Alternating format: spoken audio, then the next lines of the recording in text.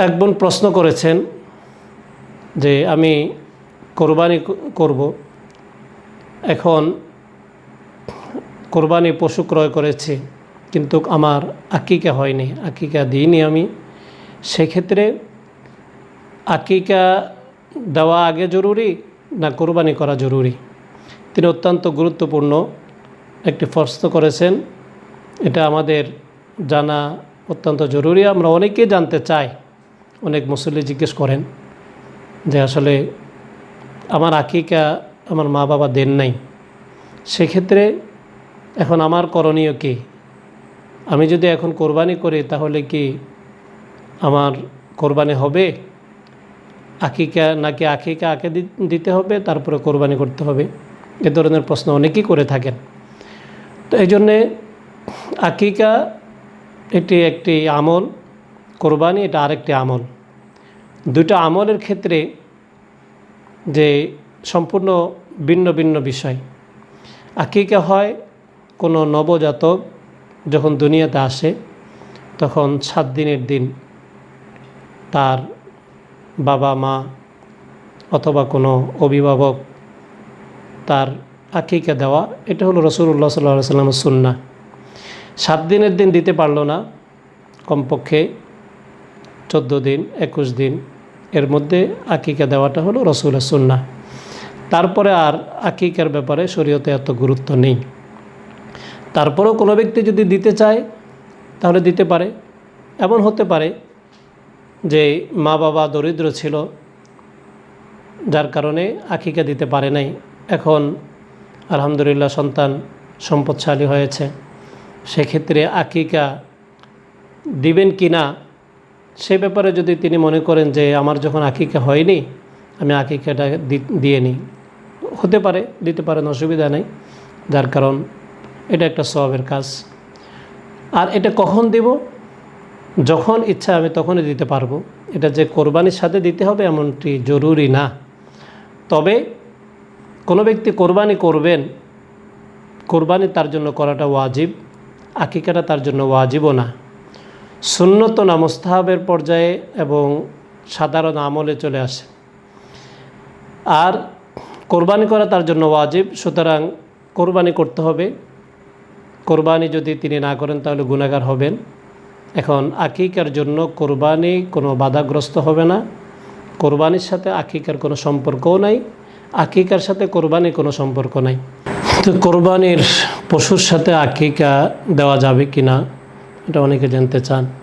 তো কোরবানির পশু গরু, মহিষ, উট যদি হয় আর 7 জন ব্যক্তির পক্ষ থেকে যে এগুলির কোরবানি করা যায়, তো সেই ক্ষেত্রে কোনো ব্যক্তি যদি চান যে বাচ্চার আকিকা দিয়ে শরীক হবেন, তাহলে কোরবানির পশুর সাথে গরুর সাথে আপনার আকিকা শরীক হতে পারবেন, কোনো অসুবিধা নেই।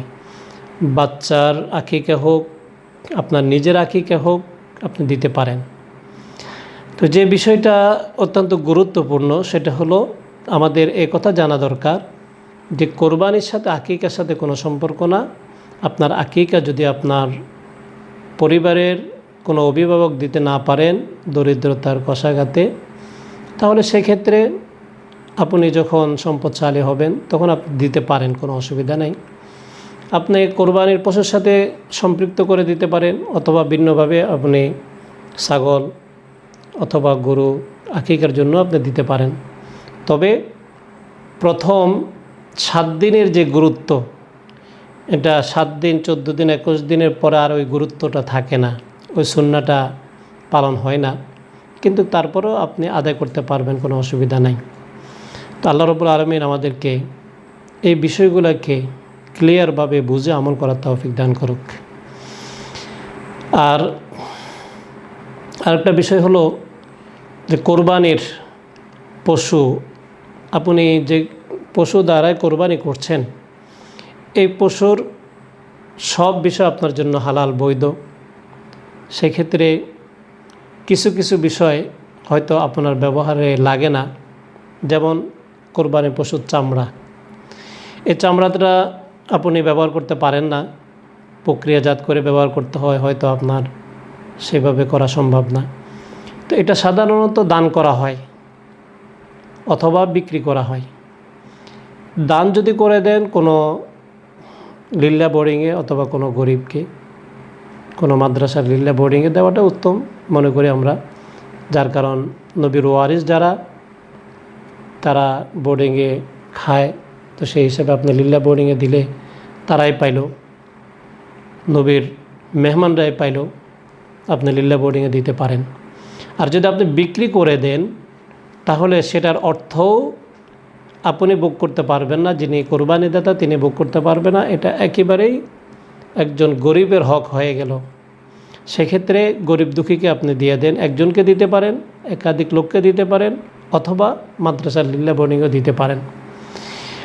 আবার অনেকেই কোরবানির পশুর যে চর্বি বিক্রি করে, একই যদি কোনো ব্যক্তি চর্বি বিক্রি করে তাহলে সে চর্বি বিক্রি করে যে অর্থ আসবে সেটাও কোরবানিদাতা সেটাকে ব্যবহার করতে পারবেন না, অথবা কোনো ধনী ব্যক্তি ব্যবহার করতে পারবেন না, সেটাও দান করে দিতে হবে, গরিব দুঃখীর হক।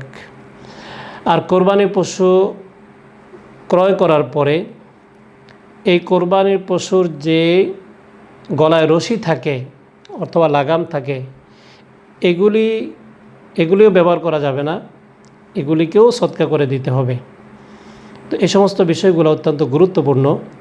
কোরবানির পশুর কোনো অংশ যদি কেউ বিক্রি করে তাহলে বিক্রি করলে সে অংশটুকু কোরবানি দাতা অথবা কোনো ধনী ব্যক্তি সেটা ভোগ করতে পারবে না, এটা একমাত্র গরিবের হক হয়ে যায়। তো সুতরাং এই বিষয়ে আমরা জেনে আমল করার জন্য চেষ্টা করব ইনশাআল্লাহ।